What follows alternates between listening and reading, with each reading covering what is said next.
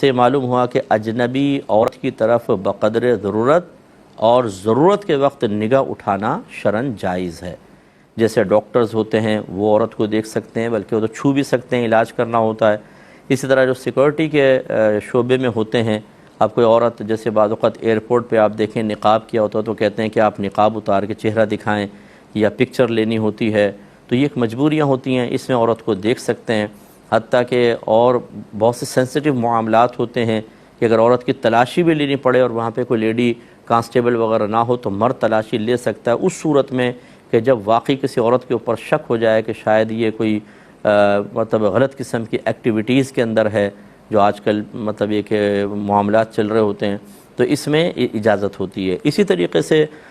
جیسے اب دکاندار ہے، کاسمیٹک کی دکان چلا رہے ہیں یا کپڑے کی دکان چلا رہے ہیں، تو حتی الامکان بغیر ضرورت کے نگاہ نہ ہی ڈالیں بہتر ہے۔ لیکن جب کوئی دے رہا ہوتا ہے تو کچھ چیز دے رہا ہے تو عورت نے ہاتھ آگے بڑھایا تو ہاتھ پہ بھی نگاہ پڑ سکتی ہے، کلائی پہ نگاہ پڑ جاتی ہے، اس کو گناہ قرار نہیں دیں گے، کیونکہ یہ غیر ارادی طور پہ نگاہ پڑتی ہے، اور آدمی کام کر رہا ہے، اس کو وہ کب تک اپنی نگاہ بچائے۔ سبزی والا ہوتا ہے، پھل والے کے پاس آتی ہیں عورتیں، تو لیکن یہ ضرور ہے کہ وہ اپنی نیت خود جان سکتا ہے، وہ اپنے جو قصد و ارادہ ہے اللہ تعالیٰ تو جانتے ہی جانتا ہے، اس کے بعد مخلوق تو نہیں جانتی، وہ خود اچھی طرح جانتا ہے میں کس قصد و ارادے سے دیکھ رہا ہوں وغیرہ، تو اپنے آپ کو ریزرو رکھے۔ حضرت امام اعظم ابو حنیفہ رضی اللہ تعالیٰ عنہ کے استاد حضرت حماد رضی اللہ تعالیٰ عنہ دوپٹے بیچا کرتے تھے، تو یقیناً چلو مرد بھی خریدتے ہوں گے گھر والوں کے لیے، لیکن عورتیں بھی لیتی ہوں گی، تو حتی الامکان اپنی نگاہوں کی حفاظت کرنی چاہیے۔ لیکن جب اس قسم کے معاملات ہوں کہ جہاں پر نگاہ ڈالنا ایک مجبوری بن جائے تو وہاں شرعاً جائز ہے۔ اسی طریقے سے بعض لوگ گواہی دیتے ہیں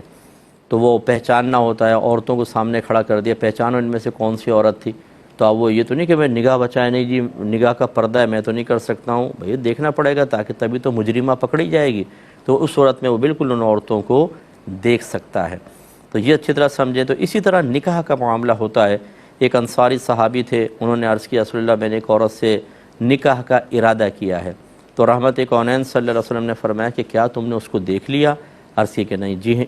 جی نہیں۔ فرمایا اس کو دیکھ لو، ایک دفعہ اس کو دیکھ لو، کیونکہ یہ بعد میں محبت اور موافقت بڑھانے میں مددگار ہے۔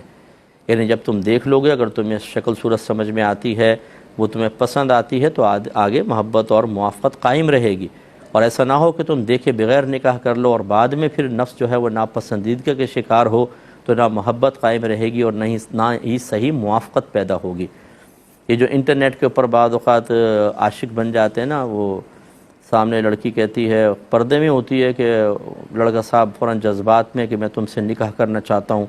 وہ کہتی ہے ایک دفعہ مجھے دیکھ تو لو، نہیں میں تمہیں بس نہیں دیکھنا چاہتا، میں نے تمہاری شکل سے نہیں تم سے محبت کی ہے۔ وہ ڈائلاگ ہوتے ہیں، وہ بعد میں کبھی شادی ہو جاتی ہے تو پھر پتہ چلتا ہے وہ چیخے مار کے بھاگ رہا ہوتا ہے۔ تو خلاصہ کلام یہ ہے کہ مذہب اسلام نے ہمیں نگاہوں کی حفاظت کا حکم دیا ہے، پردے کا حکم دیا ہے، لیکن جہاں ضرورت ہوتی ہے وہاں خود یہی شریعت آپ کو کہتی ہے کہ آپ ممنوعہ چیزوں کو بقدر ضرورت کر سکتے ہیں۔ اس لیے ذہن میں رکھیں۔ اچھا میرے